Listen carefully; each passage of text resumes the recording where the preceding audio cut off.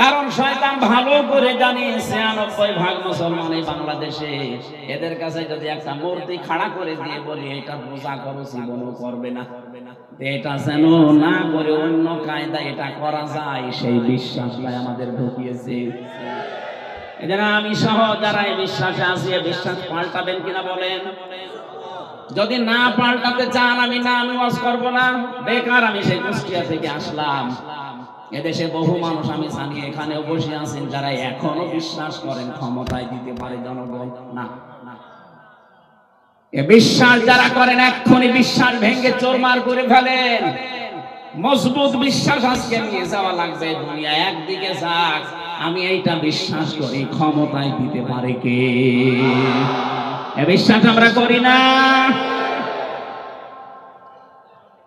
হালকা পাতলা যাদের একটু এদিক ওদিক ছিল যেন ঠিক হয়ে যান, নয়তো আপনি মারা গেলে কবরে দেব, জানাজা দেব, সব বেকার হবে। কি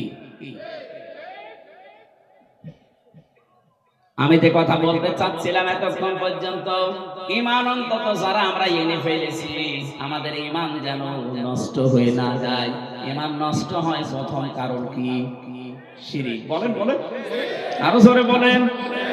এবার আমি আরেকবার বলছি, শেষ বলা, আল্লাহ যেটা পারে ওইটা অন্য কেউ পারে, এই বিশ্বাস করার নাম শিরক। যারা করে তারা, কিন্তু একটা বললাম এই বিশ্বাস নিয়ে বহু মহিলা বসে আছে প্যান্ডেলে, ওরা এখনো পর্যন্ত বিশ্বাস করে সন্তান দিতে পারে কেন পীর সাহেব বাবা। করে না? আপনারাও এখনই পাল্টাবেন। কিয়ামত পর্যন্ত যদি আপনি হায়াত পান, সন্তান না হয়, মনে করবেন আল্লাহ দিচ্ছে না, কারণ এটা দেওয়ার একচ্ছত্র মালিকানা আল্লাহর। লিল্লাহি মুলকুস সামাওয়াতি ওয়াল আরদ ইয়াখলুকু মা ইয়াশা ইয়াহাবু লিমান ইয়াশাউ ইনাসা ওয়া ইয়াহাবু লিমান ইয়াশাউ সূরা সূরার ৪৯ নম্বরে আয়াত অনুযায়ী প্রমাণ হয় আসমান জমিনের মুলকিয়াতের মালিক, রাজত্বের মালিক আল্লাহ। যাকে ইচ্ছা তাকে সন্তান দান করে, মেয়ে দেয়, ছেলে দেয়। যাকে ইচ্ছা আল্লাহ কিছু দেয় না, বন্ধা করে রাখে। সবকিছু ক্ষমতার মালিককে। সুতরাং কোন মহিলা যেন কোন সন্তানের জন্য কোন দরগায়, কোন দুর্গায়, কোন মাজারে পীর সাহেব জিন্দা হোক আর মরা হোক, জীবন আর যাবেন না। ছেলে মেয়ে না হয় না হোক, আপনি শিরিক করতে পারেন না। কথা বলেন না কেন? এই যে ৪৪টা বলছিলাম, এটা ২ নাম্বার গেল। ৩ নাম্বারটা বলছি, সবগুলো না বললে অন্তত টাচ দেই। কোরআনে কারিমে সূরা আরাফ ১৫৪ নাম্বার আয়াত শেষের দিকে আছে। আল্লাহ পাক বলেন, আলা লাহুল খালকু ওয়াল আমর তাবারাকাল্লাহু রাব্বুল আলামিন। আসমান জমিন বানিয়েছে যিনি, হুকুম চলবে তার, সৃষ্টি যার, আইন তার, এ নিয়ম কার? বলেন বলেন। যেহেতু আমরা বিশ্বাস করি এই পৃথিবী বানিয়েছেন আল্লাহ, তাহলে এই বিশ্বাসও করা লাগবে এখানে আইন চলবে।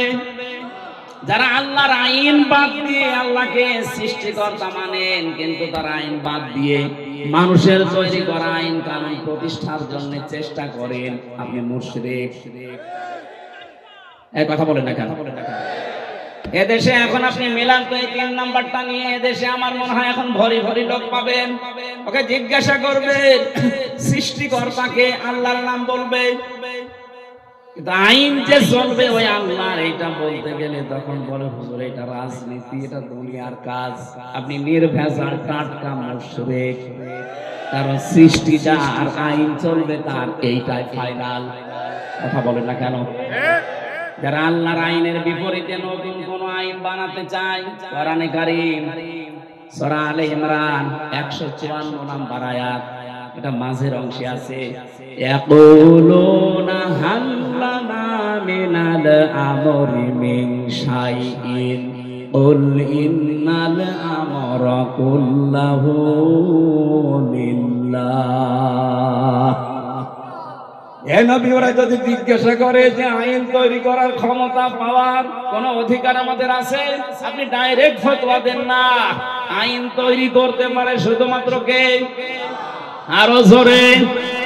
এটাকে আমি বানালাম, এটা বললাম কেন? বাংলাদেশে এখন সংশোধন চলছে, সংস্কার চলছে, বিশেষ করে আমাদের সংবিধান। কথা বোঝে? এই ঝড়ে যদি কিছু করে নিতে না পারেন, আবার 50 বছর পিছিয়ে যাবেন। এমনিতেই তো 53 বছর আমরা পিছিয়ে আছি। কথা বলেন ঠিক কিনা? মানুষ নামে কলঙ্ক কিছু মানুষ নিজেরা আইন বানিয়ে আমাদের উপরে সংবিধান আকারে চালিয়ে দিয়েছিল। আল্লাহ পাক 1500 বছর আগে মানব জাতির জন্য একটা সংবিধান দিয়েছেন। সূরা ফুরকান, ফুরকান মানে সংবিধান। ফুরকান মানে কি? এখানে 54টা 74টা আয়াত আছে, 73টা ধারা আছে। আল্লাহ পাক বলেন মুসলমান দেশের আমি আল্লাহর গোলাম যারা দাবি করবে তাদের এই 73টা ধারা দিয়ে যদি সংবিধান বানানো হয়, ওই জায়গাটা আমি আল্লাহ মিনি জান্নাত বানিয়ে দেব। এই 73 বছরে 53 বছরে 73টা ধারা আমরা আজও পাইনি। সত্যি যদি পেতাম, আল্লাহর কসম, আল্লাহর গ্যারান্টি মিথ্যা হতো না। কথা বলেন না কেন? এই গ্যারান্টি কে পর্যন্ত থাকবেন আমরা দেখতে চাই। যেহেতু এখন সংস্কার আরম্ভ হয়ে গেছে, সংশোধন চলছে, বাংলাদেশে 96% মুসলমান। এই দেশে আমরা সংবিধান হিসাবে আল্লাহর কোরআনকে দেখতে চাই, আর কিছু চাই না। কারা রাজি আছেন দেখি? লিল্লাহি তাকবীর।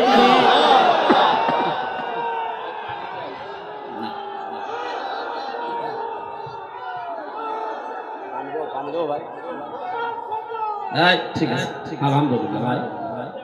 কথা বুঝলেই হবে, তাকবীর না দিলেও সমস্যা নেই, কথা বুঝলে হবে। বসে আমার একটা একটা করে সবগুলো বলা সময় নেই, আমি তাড়াতাড়ি তাফসিরে প্রবেশ করছি। যেটা বললাম খুব গুরুত্বপূর্ণ বিষয়, আমাদের ঈমান থাকা না থাকার বিষয়। এই জন্য মানুষের মর্যাদা দিনের পর দিন আল্লাহ বাড়াবে তাদের। এই পৃথিবীতে যে মানুষগুলো ঈমান আনবে, ঈমান পাবে না। আমরা ঈমান পেয়েছি না ঈমান এনেছি? আমরা ঈমান আনতে চাই। এই এটার হাত ধরে বসিয়ে দিন।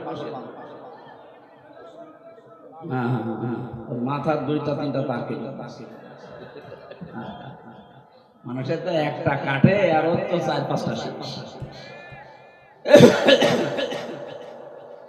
আমার ভাইরা, 2 নম্বরে ওয়াল্লাযীনা উতুল ইলমা দারাজাত। আমাদের ভেতরে যারা ইলম পাবে দারাজাত দিয়েছেন বহু বছর। দিন যত যাবে তত তাদের মর্যাদা আল্লাহ বাড়াতেই থাকবে। না, এটা ডিস্টার্ব করবে।